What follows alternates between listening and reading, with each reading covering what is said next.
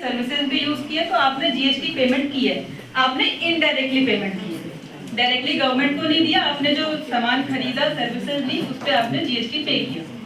ठीक है, अभी जैसे अमन सर ने बताया कि फाइनेंस बजट आता है, ठीक है, उसमें जो भी चेंजेस होते हैं, जो चेंजेस प्रपोज किए जाते हैं वो हमेशा नेक्स्ट ईयर के लिए किए जाते हैं, ये इनकम टैक्स के लिए होता है। उन्होंने एक मेमोरेंडम की बात की जहाँ पे ये डिटेल्स होती है कि वो चेंजेस का रीजन क्या है, क्यों लेकर के आए, वो क्या कहना चाहती है गवर्नमेंट, वो डायरेक्ट टैक्स के लिए बिल्कुल करेक्ट है, वही चीज होती है। लेकिन हम अगर जीएसटी की बात करते हैं, जीएसटी में काउंसिल मीटिंग होती है। काउंसिल में कौन है? सभी स्टेट्स के जो फाइनेंस मिनिस्टर है वो उसके मेंबर्स होते हैं, और जो ऑनरेबल फाइनेंस मिनिस्टर है और वो भी उसके मेंबर होते हैं हमारे।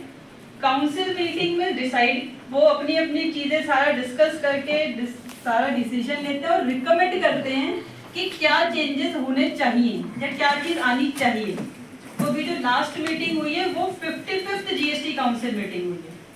जीएसटी जो है आपका 1 जुलाई 2017 में लागू हुआ था, तब से लेकर आज तक, क्योंकि जीएसटी एक नया लॉ आया और ये आज की डेट में भी हम जीएसटी के लिए कहते हैं कि एवर इवॉल्विंग लॉ है।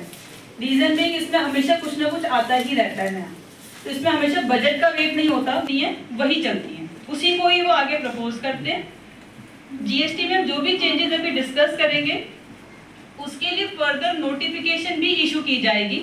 नोटिफिकेशन जब आएगी, नोटिफिकेशन का मतलब आप लोग सब समझते हो, टैक्स लिटिगेशन में कितने लोग जाना चाहते हैं?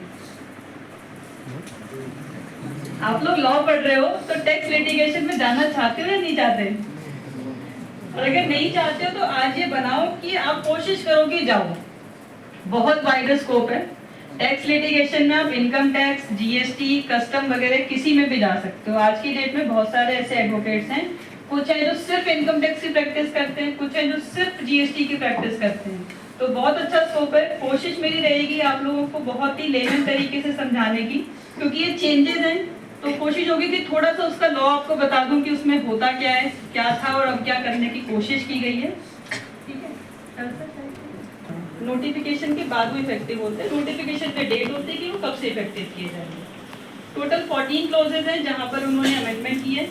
अच्छा, जीएसटी में एक और चीज होती है, जब भी हम बात कर रहे हैं तो हम बात कर रहे हैं जो भी सेक्शंस या रूल्स हम बात कर रहे हैं वो सीजीएसटी एक्ट की हम बात कर रहे हैं। सीजीएसटी के central goods and service tax act.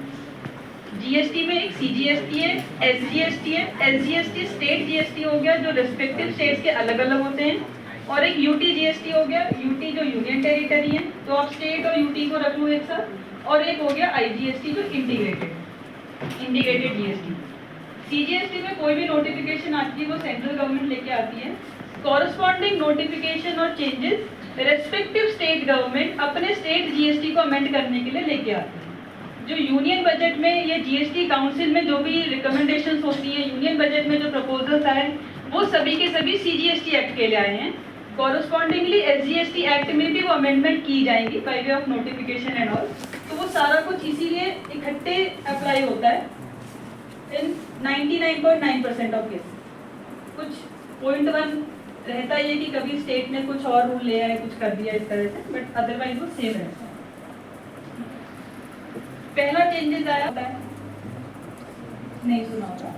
देखो क्या है जीएसटी में कंसेप्ट क्या चलता है, एक नॉर्मल, जैसे किसी ने शॉप खोली हुई है या कुछ सर्विसेज दे रहे हैं, मैं चार्टर्ड अकाउंटेंट हो गए, हम सर्विसेज दे रहे हैं, तो हम एक नॉर्मल हो गए, अपना दिया, हम सप्लायर हो गए, ठीक है।